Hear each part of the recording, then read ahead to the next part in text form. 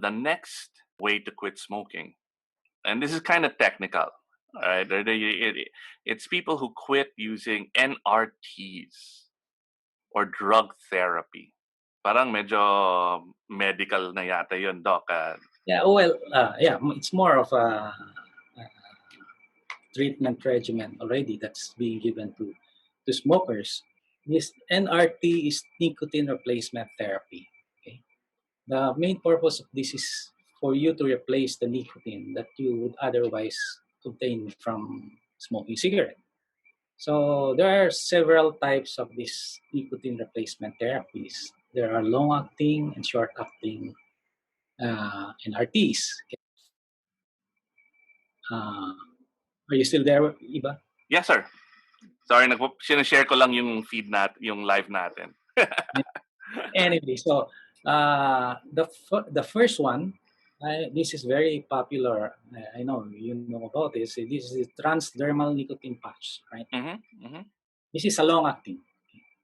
Long-acting meaning it acts for a long time, within 24 hours. It delivers a steady state of nicotine doses for a period of 24 hours. Okay? Take note that one cigarette is almost equivalent to 1 milligram of nicotine. So this patch comes in 3 doses. We have the 21 milligram, we have the 14 milligram, and the 7 milligram. Okay, so if you are a 1-pack smoker, you need 21 milligram patch. 20 laman ng sigarilyo sa isang box, diba? So you need the 21 milligram patch for the whole day. If you are a 3/4 pack smoker, 3/4 of the pack, cigarettes pack lang na smoke mo in a day, you need the 14 milligram patch. Now, if you are half pack smoker a day, you need the 7 milligram patch. So yeah. Pero Doc, like, and then correct me if I'm wrong, because again, I'm not a medical expert. No? But when I get a cigarette and I light it, and I inhale the smoke and the nicotine and the tar, that goes straight to my lungs, and from my lungs, it goes into my blood supply, and from my blood supply, almost instantly, it goes into my head. Kasi naramdam ko yun eh, parang boom, diba? Yeah. Sarap. But if you're using a patch, parang when I tried the patch, I didn't feel that hit, that impact right away, because it goes through your skin, no? Okay. Parang hindi siya kasing bilis ng tama ng sigarilyo. That's the disadvantage here. Because when you puff up and inhale the smoke from the cigarette, in just merely 7 seconds, it's already in the brain. Okay? Goes to the brain, 7 seconds. Now, in nicotine replacement therapies, the patch, for example, it takes 7 minutes. So from 7 seconds to 7 minutes. That's the difference. 7 seconds to 7. Malayo yun. Yes.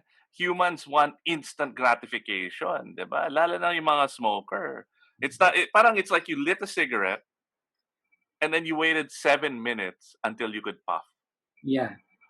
Parang may disconnect doon. Yeah, may disconnect. You that's why it's important for us to explain to whoever would like to try the nicotine patch that this is what's going to happen. Okay? And I would like to assure them that if they could only be patient for about 5 to 10 minutes or 3 minutes, that craving will eventually die down. Okay? The problem is some people, when they when they feel the craving, the immediate recourse is to get a stick of cigarette and pop immediately. Because your cravings are filled. May big hit and then it goes down, diba? And then you smoke again, they may big hit, then it goes down. I assume with the nicotine patch, it goes up and then it just kind of stays there and then it slowly goes down. So it's like smoking a giant cigarette the whole day. And then this is where the nicotine gum and lozenges come in, because they will try to they're gonna be used to during the breakthrough urges to want to smoke. So So you can the patch is going for a long haul, for long term, no, for 24 hours. So in between, you can also take in nicotine gum. uh Okay, but so the people should talk to doctors when they take yeah, these kind of ano. this should be by assisted. The way they do it should be they should be properly advised and assisted by a health worker at least. So so they will know what to do, because even the way you do it, the gum is meant to be chewed. It's not to be swallowed. Okay, so you should park it between your lips and gums. Okay, Mm, now, because because if you that's swallow there will be no effect. It will be destroyed completely by the acid in your stomach. so when you take the gum, because I've tried that also, and the candies and the lozenges. You I put it between like either underneath my tongue or in between my gums and my lips, Yes. and I let it dissolve there. It's slightly better than the nicotine patches, pero because again, correct That's me if what, my science is wrong, but it gets absorbed by the mucous membranes. It gets broken down in the mouth. yes. But then medyo may proseso pa rin from the mucus. How does it get to that to your bloodstream and into your That's why brain? it takes a longer time. So as I told you, 7 minutes. So 7 minutes din yon. Yes, If you're using gum or patches, it still takes 7 minutes 7 minutes. before. Yeah, the same, because it has to go through the blood supply. Yeah, unlike the cigarette that goes to the lungs immediately to the arterial system and directly to the brain. Oh, instant yon. Ah, That's why the that, first cigarette in the morning, that's sarap talaga yun. yeah, exactly. So now Hmm. Go ahead, doc. there are two doses for this nicotine gum. You have the 2 milligram and the 4 milligram. For those who smoke below 1 pack a day, they use the 2 milligram. They have to know that according to their habit of smoking, that is also the dose that you're gonna give them. So if they don't know how to do it, how to use it, it's gonna be sort of a useless vital exercise if they just And take. it's really important to talk to a doctor Yeah. to figure out what the right dosage is. So for more than a pack a day, you use the 4 milligram doses. And the same is true with lozenges. The lozenges, however, is should just be parked in the mouth. Do not chew it. So the gum you have to chew. The lozenges do not. You just let it dissolve there in your mouth. And you can use it as needed or on planned basis, because you probably know already what time on the day while you're using the patch that the breakthrough urges to want to smoke comes in. Meron ka na schedule yan eh. Meron nang lumalabas sa'yo. So you can preempt that craving and then take the lozenges. So the upside with this is that, well, I mean, a patch you can put it. Where are the recommended places to put it where it's the most effective? Oh, well, you can place them in your arm, in your shoulder. They didn't need this. I'm Uh, kind of hairy, doc. So does that mean I should shave muna yeah, bago ko ilalagay doon, or should I put it? when you put it like that, the way you touch it also, because you'll be having some contaminations in your hands, and you might be touching other people with your hands, so they will get the nicotine contamination, and may cause them some increases in heart rate Mm. or pulse rate. Okay, so those are the Or side baka they might be addicted to me. Palagi akong hahanapin. that will anyway. So now one more thing is, in gums and lozenges, you should not be drinking anything while using them. Okay. Ah.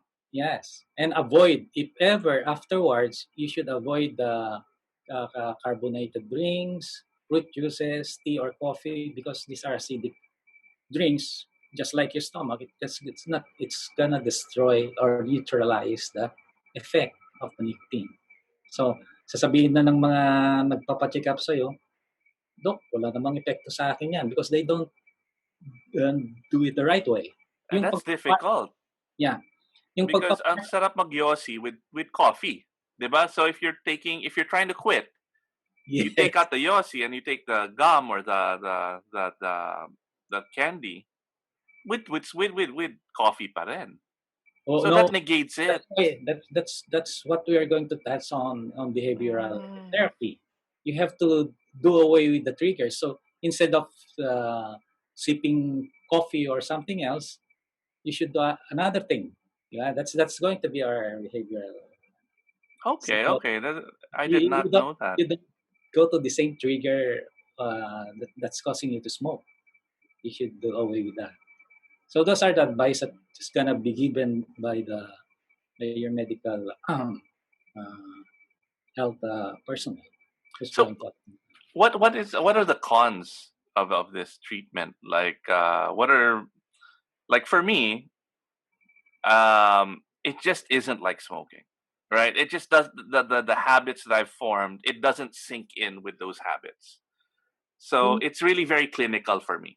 There's that detachment. That's one con. That's why it has a very low percentage of if used as a standalone treatment, it does really work so much that way. It has to be in combination of other therapies, as we shall be discussing later on. So, but the pro for me is you can do it and it doesn't really intrude in your life, right? You can have a patch on all day. You can pop candy. People might think it's like a mento.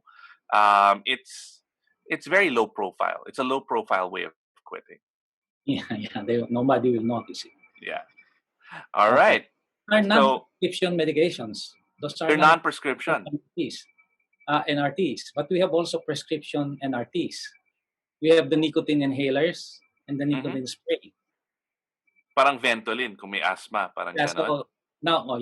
It's like the inhaler is the one, the oral inhaler that you in your mouth. The spray is in the nose, through the nose. Okay, so just to review it, there are 4 modalities now that we have, right? Nicotine gum, nicotine lozenges, now nicotine inhalers and nicotine sprays. So as I said, nicotine inhalers are taken in through the mouth. It's an apparatus with the cartridge. You just twist it, and then the advice, kasi this is a misnomer, no? It's a nicotine inhaler, but the advice is not to inhale it. Okay? Yeah. Okay. Just suck it into your mouth. All of these modalities, these 4 modalities. Because the way it is processed, the way it is introduced into your system is through your mouth, not through the lungs. Yeah, it's through the mucosa of the mouth and the nose. So the oral and the nasal mucosa. Because it's a vapor pa rin. Yes. And a vapor doesn't really get absorbed in the lungs because it's a droplet, basically, right? So you just pop on it and mark on your mouth. Okay. The nicotine spray naman is through the nose. Now, there's a technique also there, because if you do it the wrong way, you will not be maximizing the effect. The right way is not to point towards the sinuses. So if you point it straight, it goes to the sinuses. What you do is point it to the septal wall of the nose. So ganito siya, pag ganon on the side. Okay?